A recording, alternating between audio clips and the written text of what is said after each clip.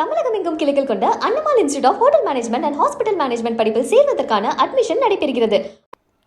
சுதந்திர போராட்ட வீரர் அனந்த பத்மநாப நாடாரின் வாழ்க்கை வரலாற்றை அடுத்த தலைமுறையினர் தெரிந்து கொள்ளும் விதமாக தமிழக அரசு பாடப்புத்தகத்தில் இடம்பெற செய்ய வேண்டும் என சத்திரிய சான்றோர் படை கட்சியின் தலைவர் ஹரிநாடார் தெரிவித்துள்ளார்.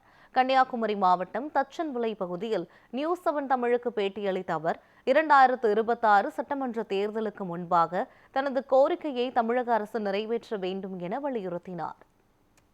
ஐயா அவர்களின் வாழ்க்கை வரலாற்றை தமிழக அரசு இதுவரை கண்டுகொள்ளாமல் இருட்டடிப்பு செய்து கொண்டிருக்கிறது.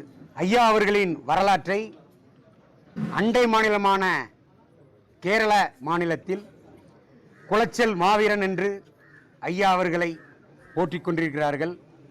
ஆனால் இந்திய சுதந்திர போராட்டத்திற்காக டச்சுப்படை வீழ்வதற்கு மூல காரணமாய் 108 களரிகளின் ஆசானாய் விளங்கக்கூடிய ஐயா அனந்த பத்மநாப நாடாரின் வரலாற்றை தமிழக அரசு கூடுதல் கவனம் செலுத்தி அடுத்த தலைமுறைக்கு எடுத்துச் சொல்லக்கூடிய பொறுப்பும் கடமையும் தமிழக அரசுக்கு உண்டு என்னும் வகையில் தமிழக பாடத்திட்டத்தில் ஐயா அனந்த பத்மநாப நாடாரின் வீர வரலாற்றை பாடத்திட்டத்தில் கொண்டு வர வேண்டும்.